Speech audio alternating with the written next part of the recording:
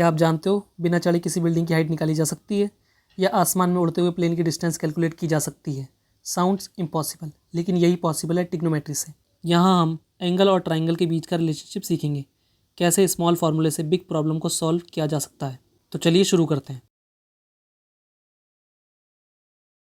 इस चैप्टर में हम राइट एंगल ट्राइंगल की बात करेंगे। सबसे पहले जान लेते हैं ट्रिग्नोमेट्री की डेफिनेशन क्या होती है। Trigonometry is the study of the relationship between the angles and sides of a right angle triangle. यानी ट्रिग्नोमेट्री हमारे पास क्या है, रिलेशनशिप है किसके बीच का, एंगल्स और साइड्स के बीच का, राइट एंगल ट्राइंगल के। तो ट्रिग्नोमेट्री की मीनिंग क्या होती है? ट्राई मतलब थ्री, गोन मतलब साइड्स, मेट्री मतलब मेज़र। यानी थ्री साइड्स वाला जो क्लोज फिगर होगा वो क्या होगा, ट्राइंगल होगा। उसके मेज़र के बारे में बात करेंगे हम इस चैप्टर में। तो हमारे पास देखो ये वाला जो एंगल होता है इसे हम कहते हैं थीटा। ये हमारे पास क्या है, ओ जैसा बना हुआ है, ये है थीटा। इसके जस्ट सामने वाली साइड क्या होती है हमारे पास, पी, यानी पी से है परपेंडिकुलर। यहाँ पर हमारे पास होता है 90 डिग्री जो एंगल बी है। इसके सामने वाली साइड कौन सी होगी, ये है, ये वाली। ये हमारे पास क्या है, एच, एच यानी हाइपोटेनस। और इस एंगल से जो लगा वाला साइड है, इस एंगल से जो लगी वाली साइड है उसको क्या कहते हैं हम, बेस यानी बी।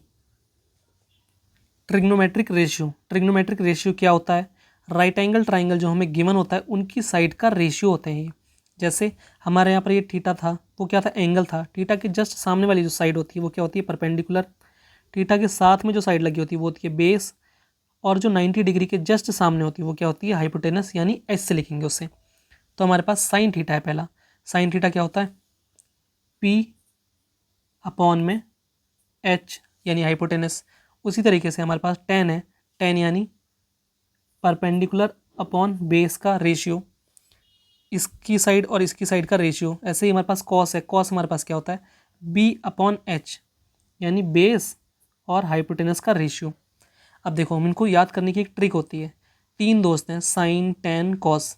ये तीनों एक बिल्डिंग में रह रहे हैं, ठीक है। सबसे ऊपर क्या है, साइन, फिर बीच में है टेन और बेस में कौन है, कॉस। तो कॉस बेसमेंट में है तो इसे हम बी से लिख दें, ठीक है। साइन सबसे ऊपर है तो इसे हम परपेंडिकुलर, परपेंडिकुलर हमारे पास देखो यहाँ पर क्या होगी, यही हाइट होगी, यही परपेंडिकुलर है तो हम इसको पी से लिख देते हैं। टेन बीच में है तो इसे पी ऊपर वाला और बी नीचे वाला, पी अपॉन बी लिख दिया। इनके साथ में, साइन के साथ में पी अपॉन में एच अपनी तरफ से लगा देंगे। ऐसे ही कॉस में बी तो पहले से था, एच अपनी तरफ से लगा देंगे। समझ में आया?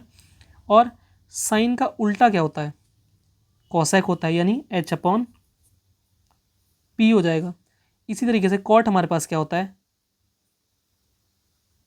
बी अपॉन पी हो जाएगा। कॉसेक हमारे पास क्या होता है, इसका उल्टा, यानी एच अपॉन बी होता है। अब हम ट्रिग्नोमेट्रिक रेशियो को एंगल पर चेक करेंगे। जैसे साइन 0 कितना होगा, साइन 30 कितना होगा, साइन 45 कितना होगा, उसी तरीके से टेन 45 कितना होगा। ये सब वैल्यू कितनी कितनी होंगी ये बतानी है हमें। तो देखो उसको जानने से पहले हम एक चीज़ देख लेते हैं। जो रूट 1 होता है वो हमारे पास क्या आता है, 1 होता है। रूट 2 हमारे पास क्या होता है, रूट 2 ही रहता है। रूट 3 हमारे पास क्या रहता है, रूट 3 ही रहता है। इसी तरीके से रूट 4 को हम लिख सकते हैं 2 × 2, 2 का पेयर बन जाएगा इसलिए 2 बाहर आ जाता है। उसके अलावा 0 अपॉन समथिंग, कुछ भी नंबर हो ऊपर 0 लिखा हो तो क्या आता है, 0 मिलता है हमें। उसी तरीके से अगर ऊपर हमारे पास कोई नंबर हो और नीचे अगर 0 लिखा है तो ये होता है हमारे पास नॉट डिफाइंड। नीचे हमारे पास 0 नहीं आना चाहिए वरना वो नॉट डिफाइंड हो जाता है। चलिए अब हम सीखते हैं इसे। देखो क्या करते हैं, साइन 0 रखेंगे अगर हम, जैसे थीटा को हटा कर हम क्या लिख लेंगे, 0 लिख लेंगे।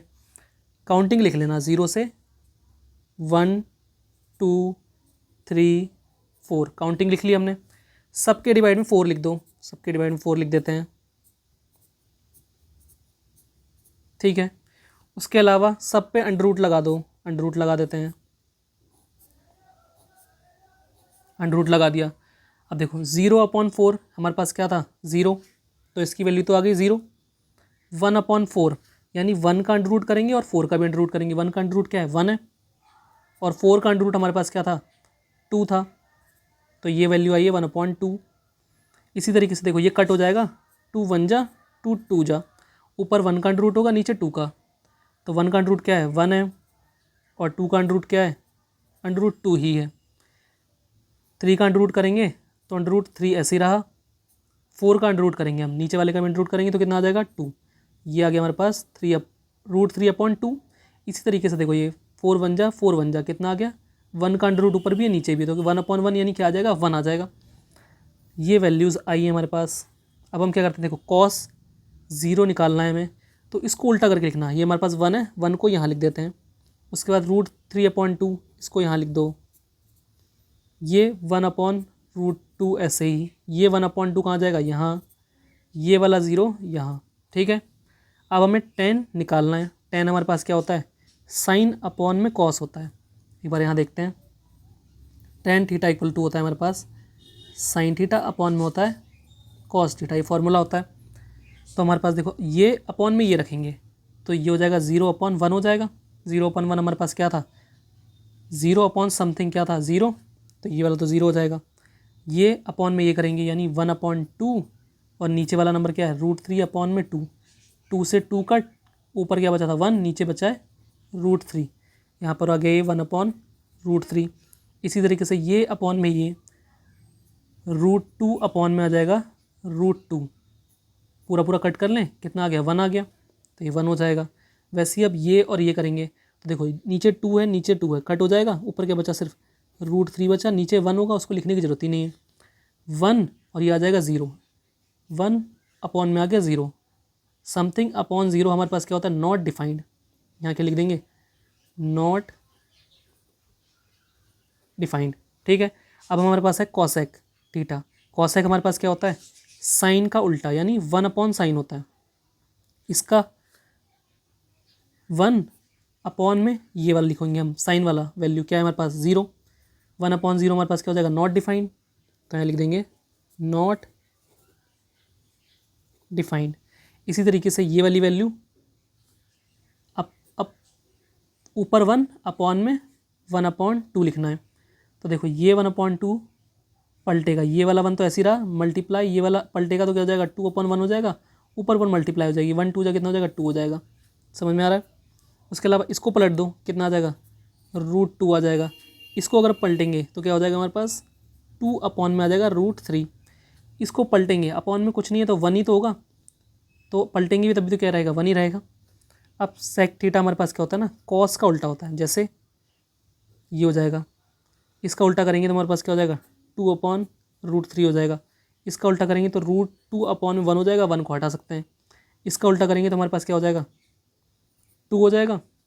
इसका उल्टा करेंगे तो यानी उल्टा करने का मतलब है ऊपर हमारे पास कितना है 1 है और नीचे ये वाला है, ये हमारे पास क्या आएगा देखो, ये इस वाली फॉर्म में बनेगा तो नॉट डिफाइंड बनेगा ना, तो ये आ जाएगा नॉट डिफाइंड। ऐसे ही हमारे पास है कॉट। कॉट हमारे पास क्या होता है tan का उल्टा, tan का उल्टा करेंगे यानी 1/0 हो जाएगा, तो ये हमारे पास वैल्यू क्या बनेगी, ये वाली इस वाली फॉर्म में बनेगा नॉट डिफाइंड, ये आ जाएगा हमारे पास नॉट डिफाइंड। जब भी नीचे 0 आएगा और ऊपर भी कुछ भी नंबर हो तो नॉट डिफाइंड बन जाता है। अब उसके बाद इसका उल्टा करेंगे हम तो यहाँ पर क्या बन जाएगा √3 अपॉन में 1 आएगा, 1 को हटा सकते हैं। फिर 1 का उल्टा करेंगे तो 1 ही रहता है। इसका उल्टा कर देंगे तो डिवाइड में कुछ नहीं है तो क्या लिखेंगे 1 लिखेंगे, ऊपर 1 आ जाएगा, नीचे √3 आ जाएगा। अब यहाँ पर नॉट डिफाइंड था, नॉट डिफाइंड का मतलब हमारे पास क्या रहा होगा 1 अपॉन में 0 रहा होगा। जब उसका उल्टा करेंगे तो क्या आ जाएगा 0/1 आ जाएगा। 0/1 हमारे पास क्या होगा 0 होगा ना, यहाँ से देखो 0 समथिंग क्या होता है 0 होता है, तो ये हो जाएगा 0। ये हमने ट्रिग्नोमेट्री की वैल्यू फाइंड कर ली। इन वैल्यू को आपको याद भी करना है। ये हमारे पास ट्रिग्नोमेट्री के 3 फॉर्मूले हैं जो बहुत यूज़फुल हैं क्वेश्चंस में। तो पहला देख लेते हैं sine square theta plus cos square theta equal to 1। Second वाला है 1 plus tan square theta equal to sec square theta. Third formula है 1 plus cot square theta equal to cosec square theta. इनके प्रूफ वैसे तो पूछे नहीं जाते, लेकिन अगर आपको इनके प्रूफ चाहिए तो आप मुझे कमेंट में बता दीजिएगा, मैं एक दूसरी वीडियो अपलोड कर दूंगा। तो स्टूडेंट्स, आज हमने सीखा कि ट्रिग्नोमेट्री असल में क्या होती है, इसकी आसान डेफिनेशन और basic trigonometric ratios sine, cos और tan। अब आप समझ गए होंगे कि एंगल्स और साइड का रिलेशन कैसे काम करता है। अगर ये वीडियो आपको हेल्पफुल लगी हो तो चैनल को लाइक, शेयर और कमेंट करना मत भूलना। मिलते हैं नेक्स्ट किसी वीडियो में, तब तक के लिए अलविदा।